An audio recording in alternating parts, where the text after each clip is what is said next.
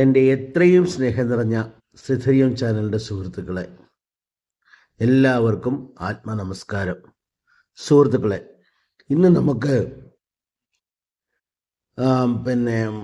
2026 ഗുരുമാറ്റത്തിൻ്റെ ഏതൊക്കെ രാശികൾ, അതായത് ഞാൻ ആദ്യം പറഞ്ഞല്ലോ, ഭാഗം 1 പറഞ്ഞ മാതിരി 7 രാശികളെയാണ്. അത് വളരെ പോസിറ്റീവായിട്ട്, വളരെ സപ്പോർട്ടീവായിട്ടും പ്രയോജനപ്പെടുന്നത് ഈ വ്യാഴമാറ്റം. അങ്ങനെ നോക്കുമ്പം ആദ്യത്തെ മേടം, മിഥുനം ഇതിനോട് കഴിഞ്ഞു. ഇനി അടുത്തത് കർക്കടക രാശി, അതായത് പുണർദം, പൂയം, ആയില്യം എന്നീ 3 നക്ഷത്രങ്ങളടങ്ങിയ കർക്കടക രാശി. കർക്കടക രാശിക്ക് സ്ട്രെയിറ്റ് അവേ ഞാൻ ഗുരുഭഗവാന്റെ കാര്യത്തിലേക്ക് വരികയാണ്. തൽക്കാലം മറ്റ് ഗ്രഹങ്ങളുടെ അവസ്ഥകളൊക്കെ അവിടെ ഇരിക്കട്ടെ. നമുക്ക് ഏറ്റവും നമ്മുടെ ഒരു ജാതകത്തിലെ 2 പ്രധാന ഗ്രഹങ്ങളായ ശനി ഭഗവാന്റെയും ഗുരു ഭഗവാന്റെയും അതുപോലെ രാഹുകേതുക്കൾ, ഇത്രയും 4 പേരെ മെയിനായിട്ട് അറിഞ്ഞാൽ തന്നെ, വാർഷിക ഗ്രഹങ്ങളായ ഇവരെ അറിഞ്ഞാൽ തന്നെ നമുക്ക് ഒരു പരിധി വരെയൊക്കെ നമ്മുടെ കാര്യങ്ങൾ, അതായത് താൽക്കാലിക കാര്യങ്ങളാണ് ഞാൻ ഉദ്ദേശിക്കുന്നത്. ജാതകത്തിലെ മുഴുഫലങ്ങളല്ല ഉദ്ദേശിക്കുന്നത്. ജാതകത്തിൻ്റെ രാശിഘട്ടം അനുസരിച്ചും ഗ്രഹബലം അനുസരിച്ചും തന്നെയാണത്. എന്നാലും പെട്ടെന്നുള്ള മാറ്റങ്ങളൊക്കെ നമുക്ക് അറിയാൻ പറ്റും. ഒരു പോസിറ്റീവ് സൈഡ് നമുക്ക് അറിയാൻ പറ്റും. അങ്ങനെ നോക്കുമ്പം കർക്കിടകം രാശി, അതായത് പുണർദം, പൂയം, ആയില്യം എന്നീ നക്ഷത്രങ്ങൾക്ക് ജീവിതത്തിലെ ഏറ്റവും മികച്ച കാലഘട്ടത്തിൻ്റെ തുടക്കമായി തന്നെ ഞാനിതിനെ പറയുന്നു. കാരണം ഇതിൽ 2 കാര്യങ്ങളാണ്. ഒന്ന്, വ്യാഴം വളരെ ശക്തമായി അതിൻ്റെ ഉച്ചസ്ഥിതിയിലാണ്. കർക്കിടകത്തിൽ ഉച്ചമാണല്ലോ വ്യാഴം. അപ്പം ഉച്ചസ്ഥിതി സ്ഥാനത്ത് വരുന്നു. അതുമാത്രമല്ല, ഈ ഇപ്പോൾ തുടങ്ങുന്ന വ്യാഴം അതിൻ്റെ അടുത്ത വർഷം, നമുക്ക് ഈ 1-ാമത്തെ വർഷം ഇത്, അടുത്ത ലഗ്നത്തിൽ നിൽക്കുന്ന വർഷം ഇത് 2027 2 പോകും. മനസ്സിലായില്ലേ? 2 എന്ന് പറഞ്ഞാൽ എന്തുവാ? പണപരമാണ്, കുടുംബദായകമാണ്, എല്ലാ സന്തോഷം. അപ്പം 2026 2027 പുണർദം, പൂയം, ആയില്യം എന്നീ നക്ഷത്രങ്ങൾക്ക് വളരെ പ്രയോജനമായ നക്ഷത്രം. ഇപ്പം തന്നെ അവർക്ക് വളരെ ബുദ്ധിമുട്ടുകളുള്ള സമയമാണ്. പ്രത്യേകിച്ച് ശാരീരികമായിട്ടും മാനസികമായിട്ടും ചില ബുദ്ധിമുട്ടുകൾ അനുഭവിക്കുന്ന നക്ഷത്രക്കാരെ നമുക്കറിയാം, കർക്കിടക നക്ഷത്രക്കാരെ അറിയാം. എന്നാലും അത് മാറി ഒരു നല്ല അവസ്ഥ, ഇപ്പം ഞാൻ പറയുന്നത് ഇത് ജൂൺ മാസത്തിൽ മാറുമെങ്കിലും മാർച്ച് മുതൽ തന്നെ അതിൻ്റെ ഒരു പോസിറ്റീവായിട്ടുള്ള എഫക്റ്റ് നമുക്ക് അനുഭവിക്കാൻ പറ്റും.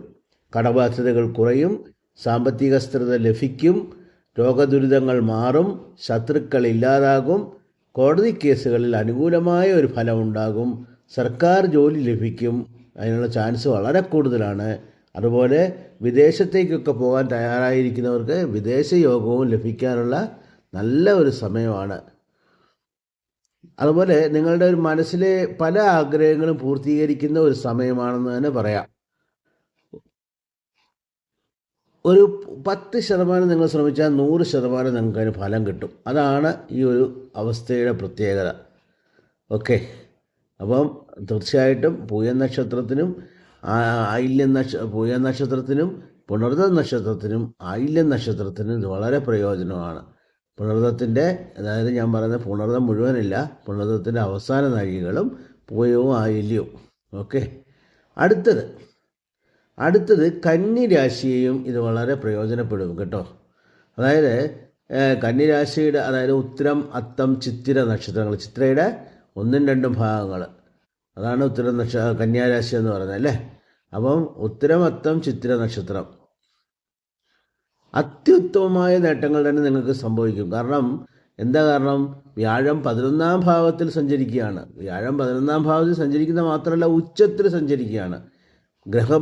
വ്യാഴത്തിൻ്റെ ഗ്രഹബലവും ശത്രുദോഷങ്ങളും കുറഞ്ഞ, അതായത് ഞാൻ ഉദ്ദേശിക്കുന്നതെന്ന് വെച്ചാൽ മാന്തി അങ്ങനെയൊക്കെയുള്ള ഗ്രഹങ്ങളുടെ അവസ്ഥകളൊന്നും ഇല്ലാതിരുന്ന് നല്ല ഉച്ചബലമായിട്ട് വ്യാഴം നല്ല ജാതകത്തിൽ നല്ല ബലവാനായിട്ടുള്ളൊരു രാശിയിൽ ഒരു ബലവാനായിട്ടുള്ള ജാതകമാണ്.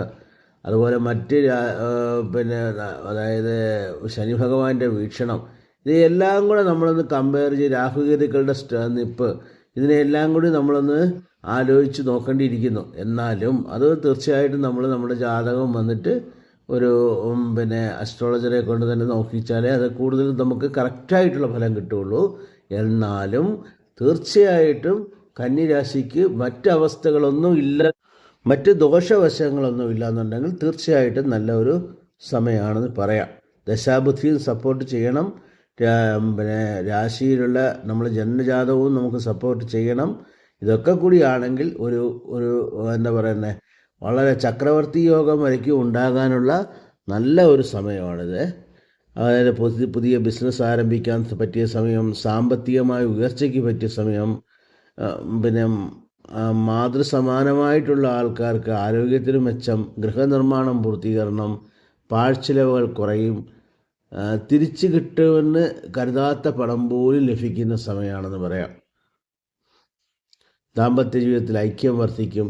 വിവാഹത്തിൽ കാലതാമസം ഉണ്ടായവർക്ക് തീർച്ചയായിട്ടും ഈ സമയം വിവാഹത്തിന് വളരെ ചാൻസ് കൂടുതലാണ്.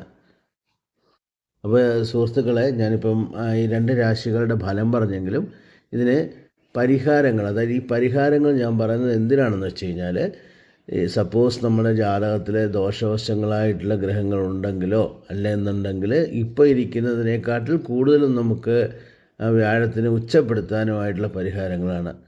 സുഹൃത്തുക്കളെ, വ്യാഴം എന്ന് പറയുന്നത് ഗുരുഭഗവാൻ എന്ന് പറയുന്നത് മഹാവിഷ്ണുവാണ്, എല്ലാവർക്കും അറിയാം അല്ലേ.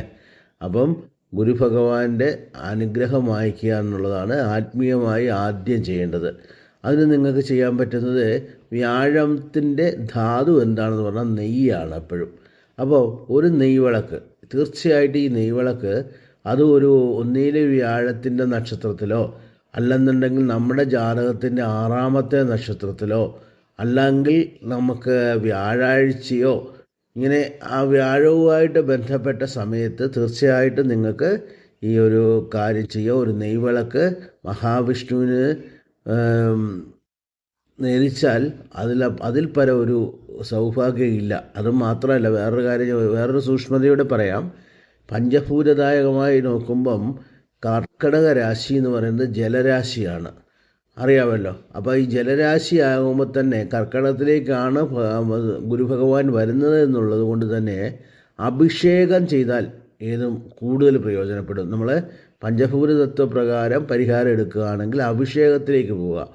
നെയ്യഭിഷേകം പറ്റുമെങ്കിൽ ഏറ്റവും നല്ലൊരു രീതിയാണ്. അതൊന്ന് ചെയ്ത് നോക്കിയാട്ടെ, തീർച്ചയായിട്ടും നിങ്ങളുടെ വിഷമസ്ഥിതികൾ കുറയും. ഇത് ഞാൻ പറഞ്ഞത് കർക്കടകത്തിൻ്റെയും അടുത്ത് വന്ന കന്നിരാശിക്കും രണ്ടിനും ഒന്നിച്ചാണ് പറയുന്നത് കേട്ടോ. പൊതുവേ നമ്മൾ അതുപോലെ തന്നെ നിങ്ങൾക്ക് കർമ്മദോഷങ്ങൾ, അതായത് ഇപ്പം ഈ ജാതകത്തിൽ ഗുരുശാപദോഷമുള്ളവർ, അതുപോലെ വേറെ പറഞ്ഞു കഴിഞ്ഞാൽ ഈ ബ്രഹ്മഹത്യാദോഷമുള്ളവർ, ഇങ്ങനെയൊക്കെയുള്ളവർക്കൊക്കെ വ്യാഴം വളരെ നീചത്തിലായിരിക്കും. അപ്പോൾ വ്യാഴത്തിൻ്റെ അതുപോലെ ലഗ്നം മിഥുന ലഗ്നക്കാർക്ക് ബാധകാധിപതിയായിരിക്കും, മാരകാധിപതിയായിരിക്കും. അപ്പോൾ അങ്ങനെയൊക്കെയുള്ള അവസ്ഥകളിലുള്ളവർ തീർച്ചയായും വ്യാഴത്തിന് കാർമ്മിക പരിഹാരങ്ങൾ തീർച്ചയായിട്ടും ചെയ്യണം. എന്താണ് ഈ കാർമ്മിക പരിഹാരങ്ങൾ കൊണ്ട് ഞാൻ ഉദ്ദേശിക്കുന്നത്? ദാനം ചെയ്യുക.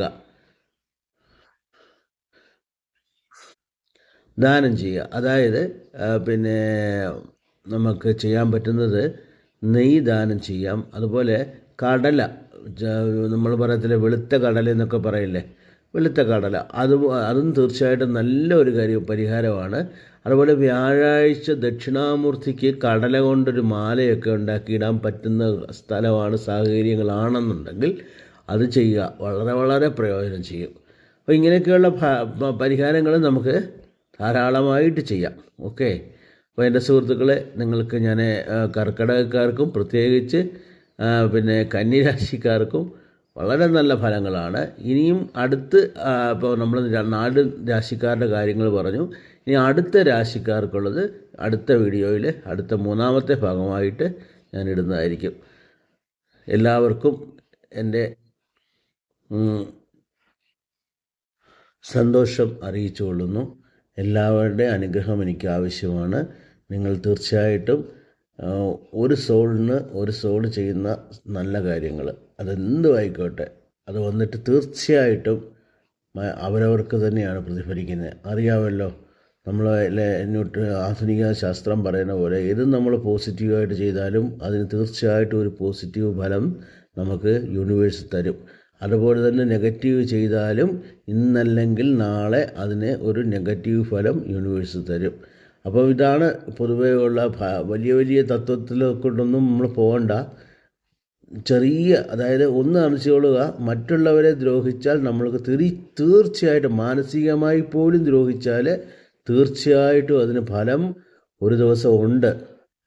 നല്ലത് ചെയ്താൽ അതിനനുസരിച്ചുള്ള നല്ല ഫലങ്ങളും ഉണ്ട്. അപ്പോൾ എൻ്റെ സുഹൃത്തുക്കളെ, നിങ്ങൾ ദയവ് ചെയ്ത് മറ്റുള്ളവർക്ക് വേണ്ടിയിട്ട് നല്ലത് ചെയ്യുക.